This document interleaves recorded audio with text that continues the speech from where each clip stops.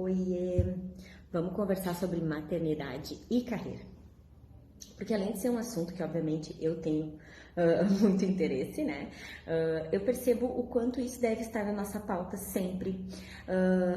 Principalmente por causa de algumas informações que eu vou dividir aqui com vocês agora. A primeira delas é que mulheres acabam trabalhando em média 3 horas a mais do que os homens e ganham 30% a menos.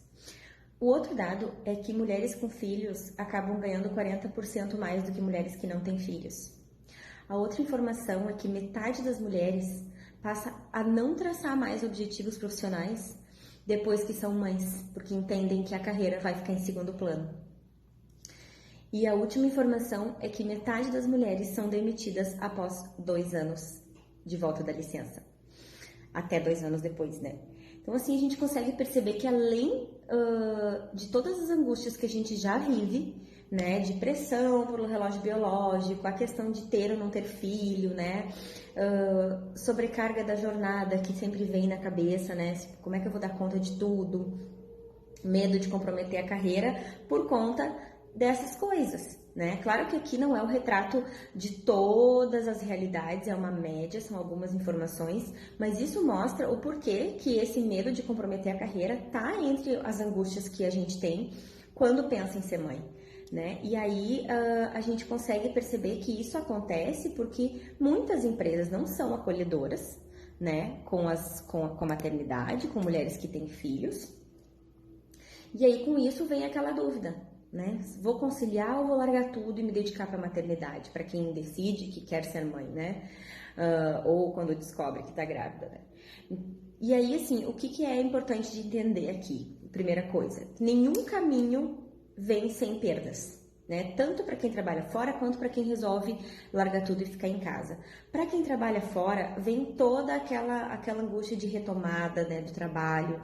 Com isso, vai prejudicar a amamentação, a distância que vai ficar da criança, né? Perder momentos importantes, perder o vínculo. Então, essas coisas acabam passando pela cabeça da gente quando a gente vai voltar para o trabalho, né? Muito antes, na verdade, e a gente acaba ficando mais nervosa ainda, né? Quem escolhe trabalhar, largar tudo, né? Aí também tem 2 caminhos, né? Para quem tem condições de largar tudo e só se dedicar à vida doméstica e os filhos, e para quem tem que conciliar com algum outro trabalho que vai fazer de casa. E tem quem se adapte super bem, né, com essa vida só de casa e com os filhos e fica super feliz e realizada. E tem quem busque empreender e fazer algo que consiga conciliar um pouco mais, né? E aí, nesses casos, porque eu já vivi os 2 cenários, né, de ter voltado para o trabalho estando trabalhando numa empresa e agora que eu não estou mais trabalhando em nenhum lugar, mas eu resolvi decidir continuar trabalhando em algo em casa, tentando conciliar. O que aparece de desafio, né? Separar bem as funções, ter muita organização para que a gente possa ter disciplina dos momentos, do que é trabalho, do que é momento de cuidar da casa e dos filhos, né? E aqui também eu trago que é importante ter apoio de alguém da família. Do cônjuge é o ideal, né? Porque tem obrigação tanto quanto, mas se isso não for possível, nos casos de quem é mãe solo, de ter algum outro familiar, ou, claro, tem quem possa, né, investir, pagar em alguém para cuidar dos filhos, é muito importante, porque senão não tem como, não existe milagre para conciliar as coisas, né? E vale lembrar, gente, que não é trabalhar menos, tá? É trabalhar com flexibilidade de horário. Não existe trabalhar menos do que quem trabalha fora.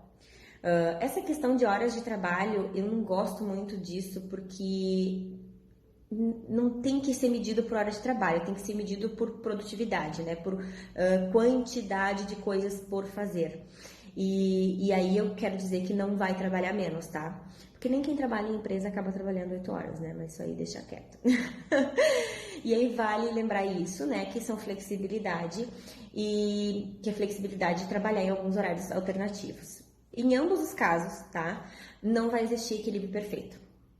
Quem trabalha fora ou quem trabalha em casa, né?